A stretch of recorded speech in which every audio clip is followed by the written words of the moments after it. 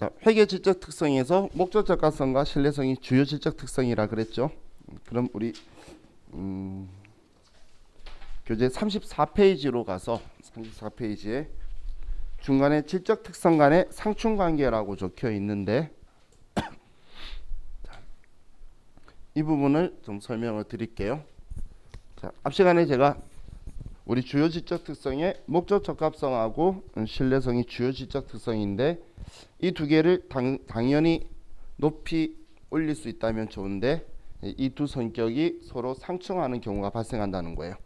목적 적합성을 높이면 신뢰성이 하락하고 신뢰성을 높이면 목적 적합성이 하락하는데 우리는 이 두 개 중에 한 개라도 포기하면 안 돼요. 한 개라도 포기해서 내려가게 되면 그 재무제표는 망가지게 된다는 거예요. 그럼 우리가 이 두 개를 서로 높이기 위해 최선을 다해야 되는데 자, 이 두 개의 특징을 가지고 보면 자, 이 목적 적합성을 이제 높이고 신뢰성 높이는 표현에서 자, 제가 우리 기업이 1억 원의 토지를 취득을 했어요. 그럼 그 토지를 취득해서 건물을 지으려고 했는데 건물을 못 짓고 가지고 있었다고 볼게요. 근데 시간이 지나면서 이 땅이 10억으로 가치가 상승을 한 거예요. 그렇다면 나의 재무 상태표에 이 토지를 1억으로 보여줘야 될 것이냐 10억으로 보여줘야 될 것이냐 그 부분을 생각해 보자는 거예요. 그럼 우리 투자를 하는 사람 입장에서는 이 기업의 가치를 평가할 때 이 기업이 가지고 있는 자산의 정확한 그 공정 가치로 보는 게 이 기업의 가치로 볼 수가 있겠죠. 그렇기 때문에 목적 적합성을 높이기 위해서는 우리가 자산을 공정 가치로 표현해 주는 게 적합하다는 거예요. 공정 가치로. 하지만 신뢰성의 측면에서 바라보면 우리는 공정 가치로 표현한다는 얘는 실제로 일어난 일이 아니잖아요. 지금 그 강남의 집들 보면 19억이 강남 집이래. 서울의 집들 보면 뭐 10몇 억이다 뭐 이렇게 말하는데 지금 현재 15억에도 안 팔리는 집 천지예요. 그렇기 때문에 실거래가 지금 안 생기고 있는 상황이에요. 그럼 정말 10억이라고 공정 가치는 이야기하고 있지만 실제로 일어나는지 아니란지는 모르죠. 그럼 신뢰성 측면에서는 저건 못 믿겠다는 거예요. 그럼 실제로 믿을 수 있는 거는 과거에 일어났던 1억 주고 산 거 외에는 믿을 수 있는 사건은 하나도 없죠. 그러면 우리 신뢰성 측면에서는 얘를 역사적 원가로 보여주는 게 믿을 수 있다는 거예요. 과거에 1억 주고 산 기록은 명확한 과거의 사건이니까 그걸로 보여줘야 되지 지금 뜬금없는 얘가 지금 얼마짜리야 이런 표현으로 하는 거는 믿을 수 없다는 거예요. 이 두 양쪽에서 생각하고 있는 입장은 우리 어느 한쪽이 틀린 게 없어요. 둘 다 맞는 이야기인데 서로의 입장을 이야기하는 거예요. 또 우리가 수익 인식 기준을 가지고 볼게요. 자, 우리 회사가 건설 공사를 하는데 3년짜리 건설을 하고 있어요. 뭐 100억짜리 수주를 받았는데 만약에 그냥 말도 안 되는 상황이지만 3년 뒤에 완성하면 100억을 준다라고 이제 했을 때 우리 회사가 1년 동안 공사를 잘했고 2년째도 공사를 잘했어요. 그럼 이 2년 차에 됐을 때 난 아직 완성 안 했으니까 단돈 1원도 못 받았죠. 그때 우리 회사는 매출을 인식해야 될 것이냐 인식 하나도 안 해야 될 것이냐 그거예요. 그럼 지금 여러분이 투자하려고 했을 때 이 회사는 2년 동안 사업 잘했고 1년만 마무리만 잘하면 100억이라는 돈이 들어오게 되니까 사업을 잘하고 있는 회사로 봐야 되겠죠. 그러려면 재무제표에 이 회사가 지금까지 사업해왔던 내용에 대해서 우리 발생 기준으로 쓰고 그리고 진행 기준으로 수익을 인식해야 지금 사업을 잘 하고 있었다라는 걸 인지할 수 있다라는 거예요. 그죠? 그런데 우리 신뢰성 측면에서는 너 지금 공사는 잘하고 있어. 맞아. 네 돈 들여서. 하지만 너가 마지막 마무리를 잘해서 돈을 받을 수 있을지. 제일 중요한 건 완성까지 잘했는데도 돈을 받을 수 있을지 없을지는 모르죠. 그렇기 때문에 신뢰성 측면에서는 너는 그 돈을 받았을 때 수익을 인식해야 한다는 거예요. 그래서 현금 주의를 따르고 그리고 완성 기준을 따라야지 신뢰성이 높아진다는 이야기예요. 그럼 여러분이 생각했을 때도 투자하는 사람 입장에서는 이 회사가 사업을 하고 있는 걸로 진행 기준으로 보는 게 어떤 사업 하면서 진행 잘하고 있네라고 정보를 볼 수 있어서 얘가 맞다고 생각할 수도 있어요. 그런데 이 돈에 대해서 다 미수금으로 잡혀 있다 그러면 실제 못 받은 경우에는 이 생각을 안 할 수가 없겠죠. 내가 이때 투자했는데 그 다음 연도에 정말 안 일어나는 순간 저거 신뢰성에 대한 부분을 내가 또 생각 안 할 수가 없다는 거예요. 그렇기 때문에 양쪽이 서로 틀린 표현이 아니에요. 또 우리 회사가 재무제표를 작성하는데 지금 우리가 10월 달이죠. 지금 10월 달에 투자할 건데 재무제표 달라고 했을 때 우리 작년 거 줄 거죠. 그럼 재무제표를 우리는 기간별 보고의 원칙에 의해서 최소 한 번 하라 그러니까 1년에 딱 한 번 하고 있잖아요. 마지막 날에. 그럼 전년도 거 주는데 지금 제 입장에서는 전년도 거보단 제일 최근에 있는 게 나한테 유용한 정보를 더 잘 주겠죠. 그렇기 때문에 목적 적합성의 적시성을 높이기 위해서는 재무제표를 우리 분기 재무제표 혹은 반기 재무제표를 작성하는 게 우리는 목적 적합성을 높일 수가 있다는 거예요.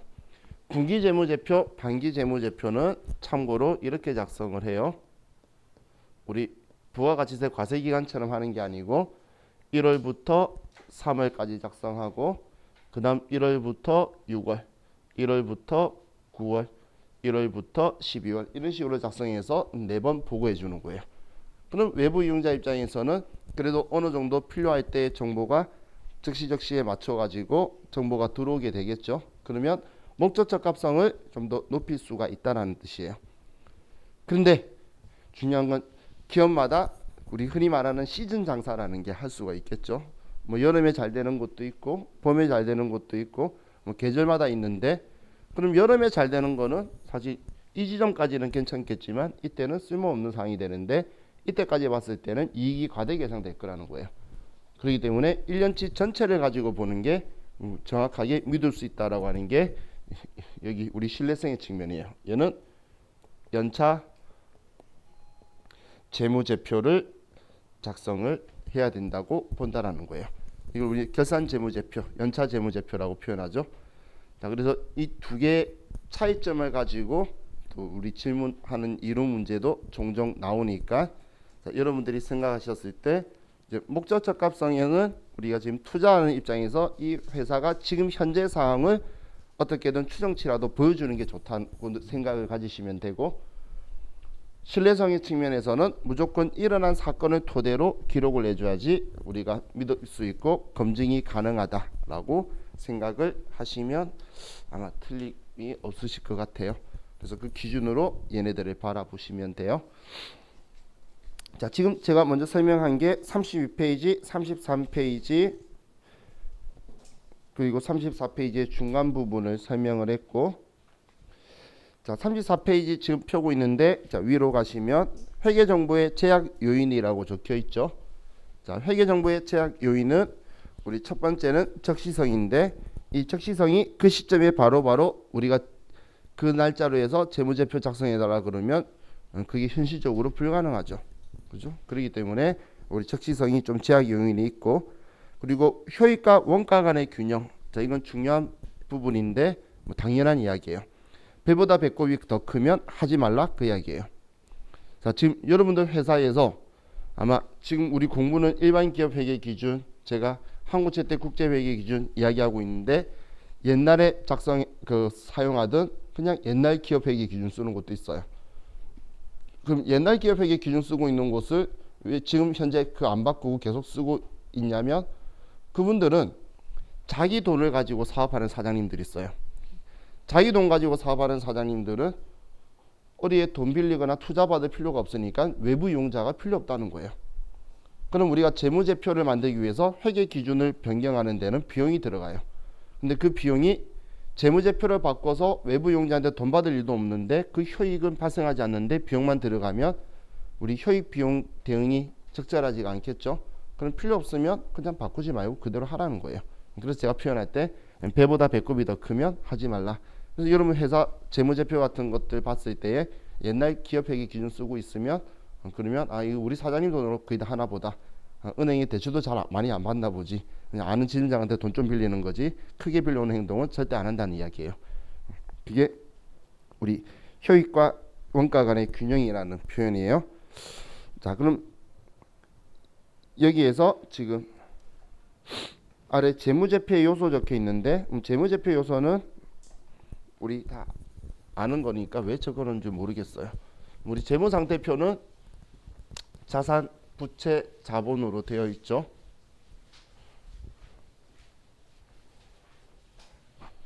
그럼 지금 아래 손익계산서에서 표현을 조금 잘못 적었는데 포괄손익계산서라고 적어놨죠. 자, 우리 손익계산서라고 하는 걸 우리 일반 기업 회계 기준에서 쓰고 있는 손익계산서는 내용이 수익에서 비용을 빼면 이익이 되는 게 손익계산서죠. 그죠? 뭐 영업이익이 뭐 매출액이든 뭐든 간에 다 수익, 영업의 수익이든 전부 다 수익인 거고, 매출원가, 우리 판관비, 영업의 비용 다 비용이잖아요. 결론적으로 수익에서 비용 빼면 이익이 되는 원칙으로 원리로 되어 있는데, 자, 여기에 있는 이익은 실현이익이에요. 그런데 여기에다가 플러스 마이너스 기타 포괄 손익 누계액을 넣으면 포괄 손익이라는 게 나오는데, 기타 포괄 손익 누계액은 미실현 보유 손익이에요. 실제로 일어나지 않은 것들 있죠.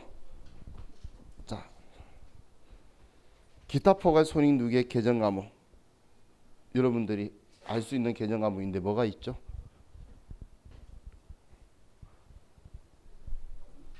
기타 포괄 손익 누계액으로 분류되는 계정 과목. 예를 들어서 처음 본 건 아닐 거잖아요.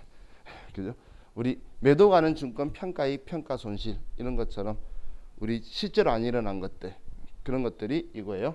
지금 제가 왜 이야기하냐면, 지금 이 저자는 실수로 포괄 손익 계산서를 썼는데, 포괄 손익 계산서는 이렇게 포괄 손익까지 내는 걸 포괄 손익 계산서라고 표현을 해요.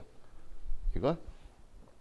그럼 지금 우리 일반 기업 회계 기준은 손익 계산서는 여기까지 쓰는데, IFRS는 포괄 손익 계산서를 써요. 그래서 여기까지 전부 다 써요.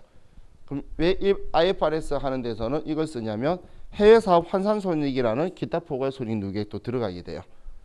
그렇기 때문에 그런 걸 전부 다 넣는 걸 외부 용자가 보고 싶어 하니까 그런 거 쓰지만, 우리 일반 기업 회계 기준은 그냥 손익 계산서만 써요. 그래서 포괄자를 붙이실 거면 기타 포괄 손익 누계액이 들어가야 가서 포괄 손익까지 산출해야 포괄 손익 계산서예요.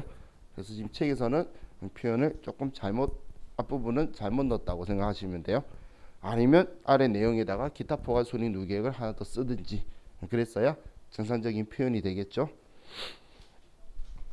자, 그리고 35페이지에 재무제표 요소의 인식과 측정이라고 적혀 있는데, 뭐 당연히 식별이 가능하도록 우리 재무제표에 우리가 명칭을 써서 우리가 표현을 해야 되고, 측정이라는 건 우리나라 화폐 단위인 원화로 측정을 해서 써야 돼요. 자, 그런데 자, 우리 자본은 어떻게 측정을 하죠? 자본은 측정하는 게 아니죠. 자본값을 구할 거면 자산에서 부채를 빼면 되죠. 그죠? 우리 그 IFRS에 보면 이렇게 적혀 있어요. 자본은 자산에서 부채를 차감한 것이다. 각 나라의 상법에 의하라. 이 말이 뭐냐면, 우리 자산이 우리 회사가 가지고 있는 모든 거잖아. 재산적 가치 있는 모든 것. 그럼 거기에서 상환의 의무가 있는 부채를 빼면 나머지는 다 넣을 거야. 그 뜻이에요. 그게 자본이야 라는 뜻으로 자산에서 부채를 차감한 금액이다라고 하는 거예요. 자, 이제 우리 기억해 둘게요. 자본은 측정하는 게 아니에요. 자본은 우리 이론 시험에 다음 중 자본의 금액은 얼마인가 나왔는데, 여러분들이 알고 있는 자본 계정 과목 총동원해서 찾으시면 안 돼요. 문제에서 자본의 금액은 얼마인가 라고 나오면 여러분은 자산을 찾고 부채를 찾아서 자산에서 부채를 빼야 되지, 자본 계정 과목 찾고 있으면 안 된다는 거예요. 왜냐하면 자본은 측정하는 게 아니기 때문에. 정말 우리 회계 1급 때부터 듣던 이야기인데 시험 문제 나오면 그 생각이 안 나요. 그게 좀 특징이에요. 자, 다음 우리 회계 관습이라고 적혀 있는데 아래 진한 색으로 중요성 보수주의 적혀 있는데, 자, 보수주의를 좀 보면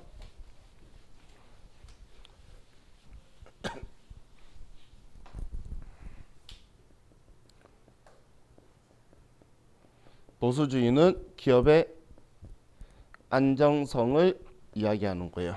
기업의 안정성. 자, 그럼 이 보수주의는 안정성 적었어요. 안정성. 자, 얘는 수익은 낮게 표현하고 비용은 높이 표현해서 그 결과로 이익은 낮게 표현이 되고 자산은 낮게 표현하고 부채는 높이 표현하는데 중요한 건 회계 기준 안에서 해야 돼요. 회계 기준 안에서 우리는 수익은 낮게 표현하고 비용은 높이 표현하고 이익은 낮게 표현하는 걸 우리는 보수주의라는 이제 보수주의 회계라고 표현을 해요.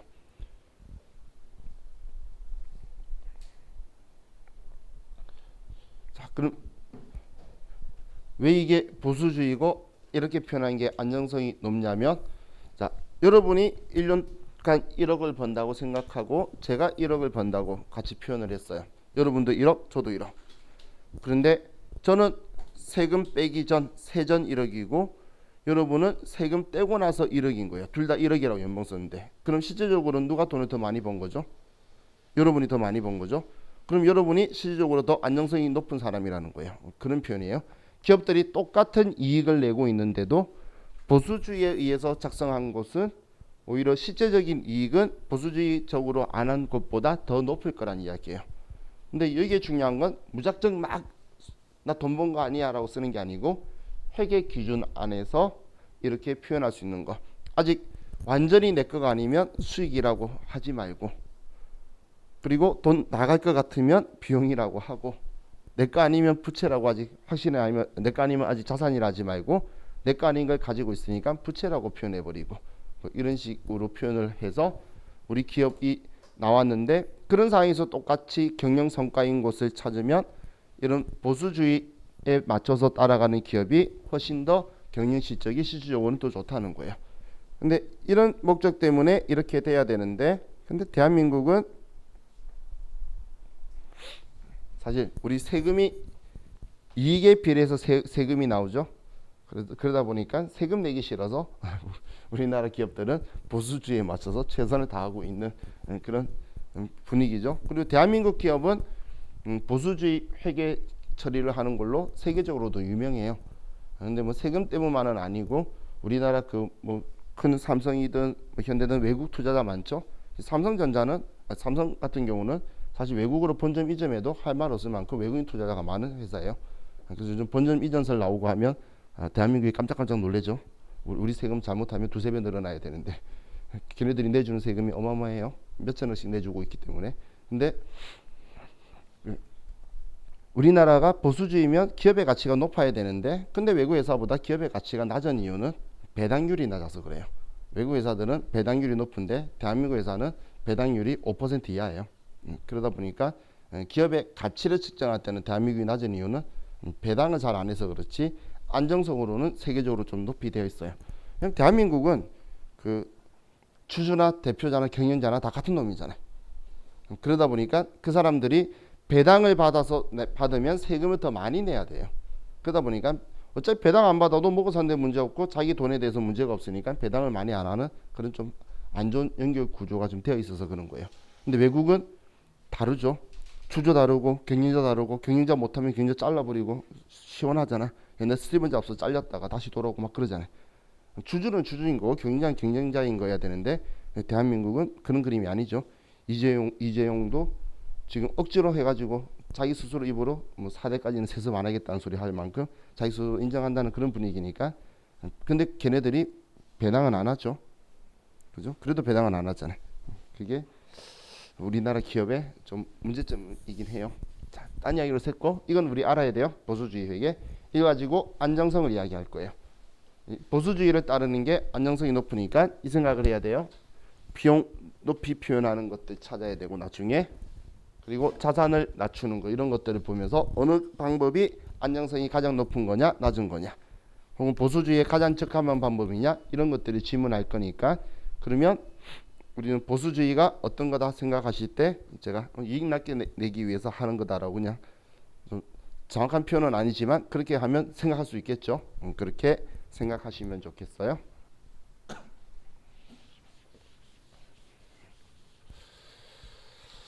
자, 이제 우리 40페이지로 가서 제 개정 과목들 오늘은 계속 저와 같이 재무회계 여러분들 옛날 공부했던 거 쭉 정리하고 뭐 새로운 거 있으면 제가 새로운 것 거다라고 말씀드리고 천천히 설명드리고 할게요. 자, 우리 개정 과목에서 현금이란 개정 과목 너무 친숙하죠, 그죠? 그럼 우리가 현금이라고 말하는 건 우리 회계상의 현금, 우리 캐시라고 이야기하는 거는 우리가 통화도 당연히 현금이라 그러죠. 근데 우리는 일상생활의 현금은 우리들 개인 간에 이야기할 때는 통화만 현금이라고 말해요. 그럼 통화는 한국은행이 발행한 주화나 지폐인데 근데 회계에서 현금이라고 하는 건 통화 대용 증권도 우리는 현금이라는 계정을 써요. 그럼 통화 대용 증권이라는 표현이 뭐냐면 통화를 대신한 용도로 사용할 수 있는 증권, 권리 증서를 통화 대용 증권이라고 하는 거예요. 아마도 통화를 대신한 용도로 쓸 수 있는 건데 그게 대표적인 게 우리는 수표라는 제도가 있죠.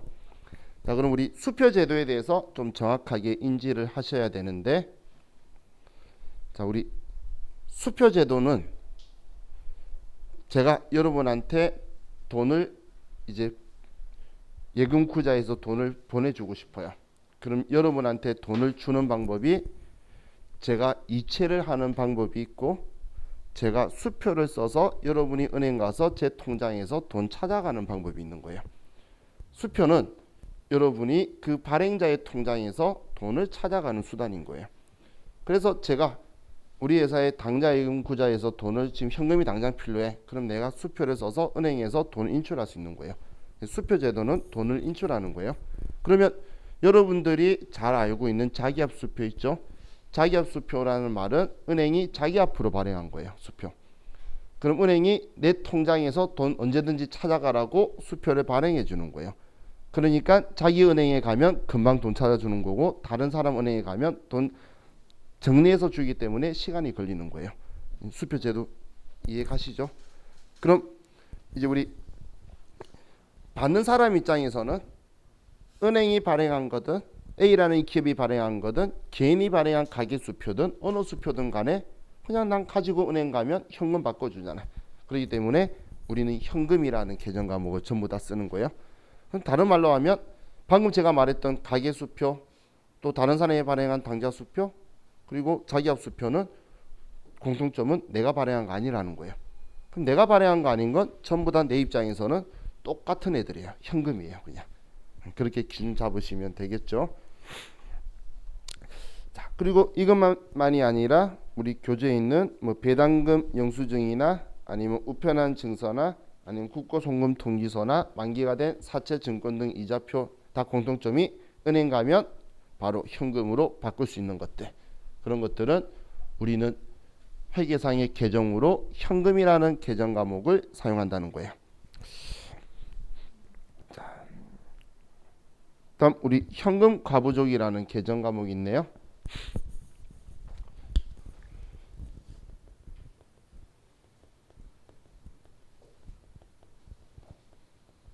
자, 현금 과부족이라는 계정 과목은 얘는 임시 계정으로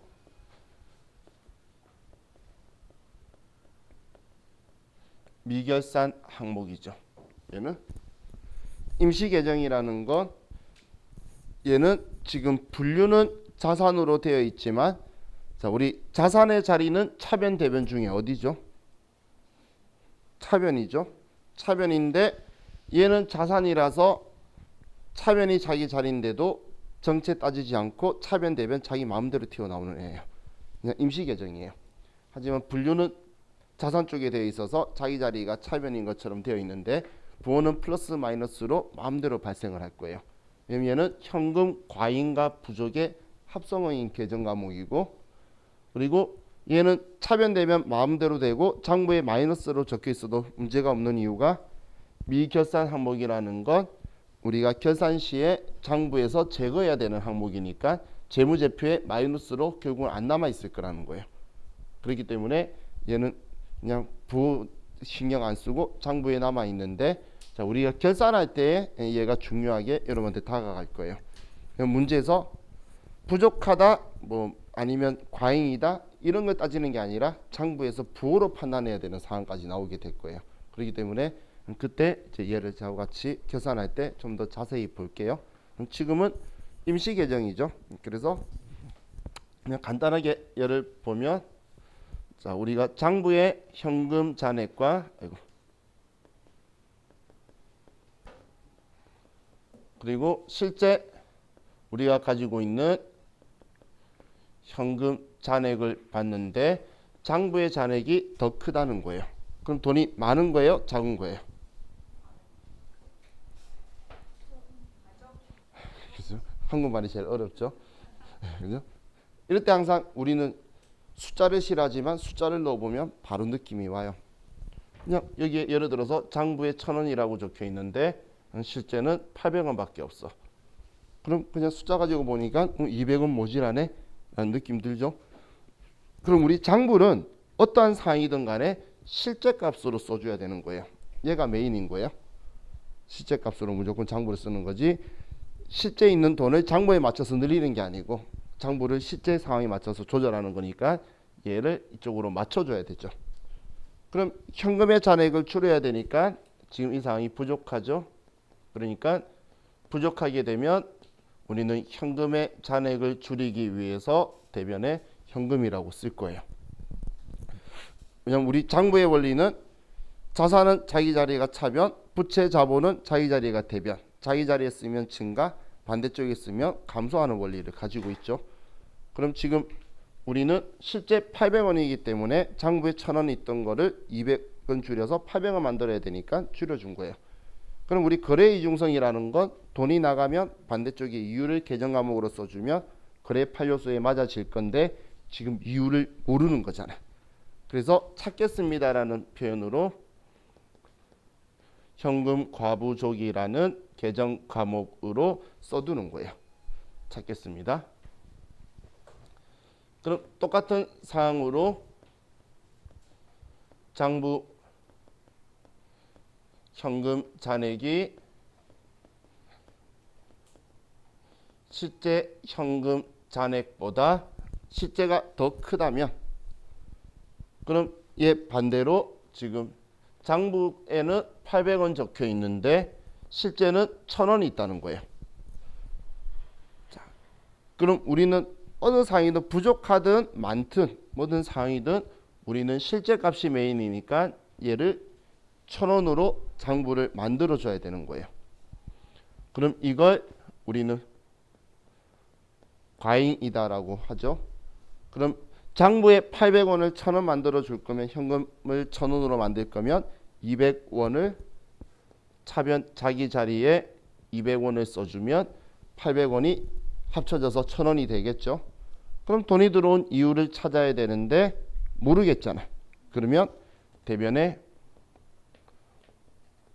현금 과부족이다 200원 이렇게 될 거란 이야기예요.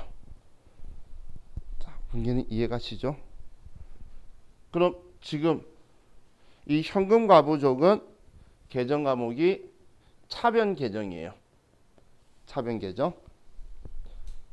차변 계정인데 부족하다라고 이렇게 쓰면 우리 장부에 플러스 값으로 200이 적혀 있을 건데, 만약에 이렇게 대변에다가 쓰게 되면 자기 자리 반대쪽이라서 마이너스 200원이다라고 써져 있을 거라는 거예요. 왜냐면 자기 자리가 차변인데 반대쪽에 썼으니까 얘는 마이너스라고 차변에 적혀 있을 거예요. 우리 흔히 지금 제가 말하는 장부는 합계잔액시산표 같은 거 이야기하는 거예요. 혹은 계정별 원장. 거기에 들어가면 금액이 플러스는 뭐 당연히 얘가 생략돼서 그냥 200원 적혀 있겠죠. 그런데 얘는 앞에 마이너스라고 적혀 있으면 아 얘가 대변에 썼구나 라고 생각을 하셔야 된다는 거예요. 우리가 장부에 기록했을 때 그 이유가 제 자리가 차변이라서 그래요. 자기 자리에 쓰면 계속 올라갈 건데 제로였는데 계속 반대쪽에 쓰니까 잔액이 마이너스라고 적히는 원리를 가지고 있어요. 자, 그럼 얘 원인 규명을 하면 자, 원인을 밝히면 얘 지워야 되겠죠. 우리는 지우는 방법은 하나밖에 없잖아요. 반대쪽에 그 계정 과목 쓰고 그 금액을 다 쓰면 장부상에 잔액이 사라지는 거죠. 그럼 대변에 현금 과부족이다 200원 이렇게 쓰고 그리고 이 돈이 나갔던 뭐 비용이었다면 여기에 비용 계정을 우리가 200원을 써줄 거예요. 뭐 복리후생비다 뭐다라고 써주게 될 거고 얘도 원인을 밝히면 현금 과부족을 똑같이 지워주고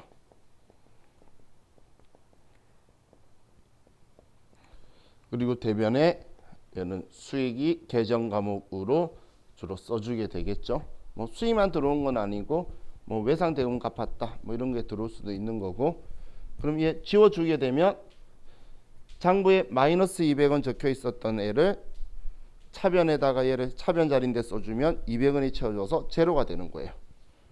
얘는 플러스 200원 되어 있던 걸 반대쪽인 대변에 쓰기 때문에 장부상의 잔액이 제로가 되는 거예요. 우리는 현금 과부족을 마지막엔 결국은 제로로 끝내야 되는 거라서 자 이렇게 원리를 가게 될 거예요.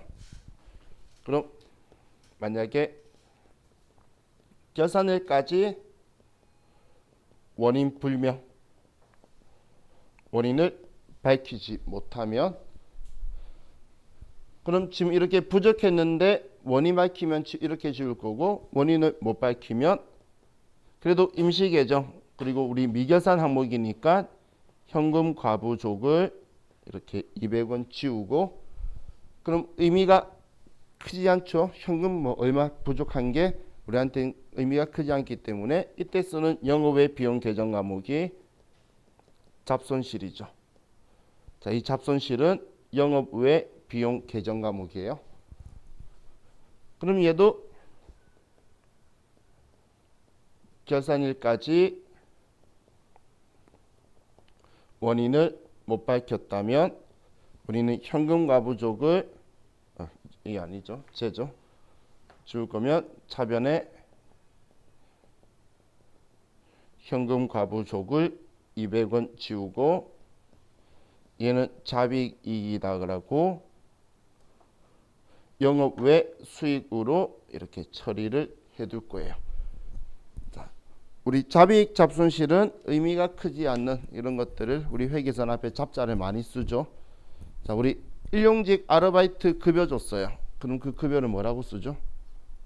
잡급이라고 하죠. 그런 것처럼 앞에 잡자를 우리 의미가 크지 않는 거다라고 해서 계정 과목으로 우리 대한민국은 잘 쓰고 있어요. 그래서 얘네들은 지금 둘 다 영업외 비용, 영업외 수익으로 처리를 하고 있어요. 자, 다음 아래 3번에 보면 소액현금, 전도금 적혀 있는데 자, 우리 전도금이라는 계정 과목이 지금 현재 가지급금하고 좀 혼용해서 사용을 하죠. 그죠? 근데 원래 전도금은 가지급금 대용 계정 과목이 아니라 별도의 성격이 있는 거예요. 우리 그 가지급금을 회계 때 처음 공부할 때는 뭐 여비 계산액 어림잡아 대략적으로 지급하는 거 이렇게 이제 공부를 하죠. 그래서 그렇게 쓰는 게 가지급금이라는 건 틀림없는 정확한 표현이에요. 그런데 법인세법에서 우리가 대표이사와 업무와 관련 없이 가져가고 하는 것들도 가지급금이라 써요.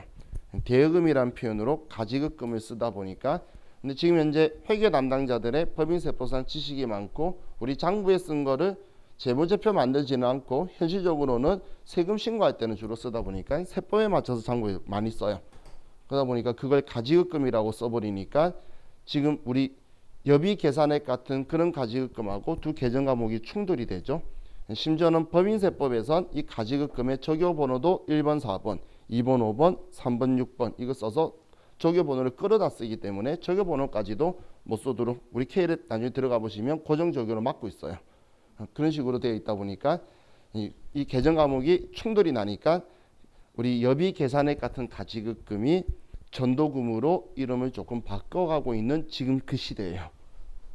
근데 왜 바꿔갔냐면 원래 전도금이라는 건 그 과거에 우리 공사 현장이 예를 들어 있으면 그 공사 현장에 격리 사무원이 상주하고 있지 않겠죠.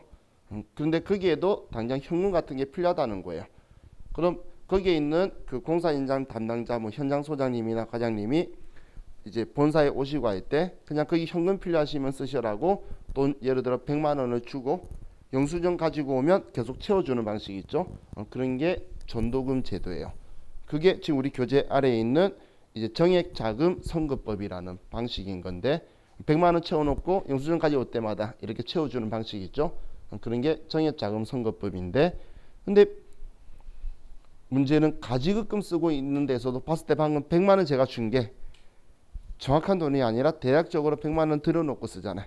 그러니까 느낌이 비슷하니까 이제 그 전도금을 끌었으면서 실제 전도금 이 제도를 쓰는 회사는 또 충돌 나잖아요. 그래서 이 전도금 실제 이제 전도금을 이름을 소액현금으로 바꿔가고 있는 거예요.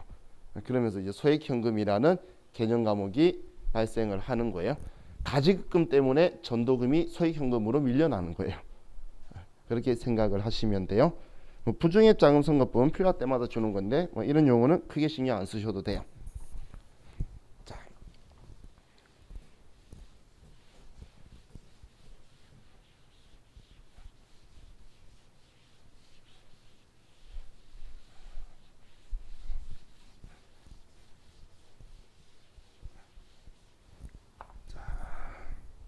우리 지금 20분이네요. 좀 쉬었다가 이제 우리 개정 과목들 쭉 본격적으로 봅시다. 쉬었다 할게요.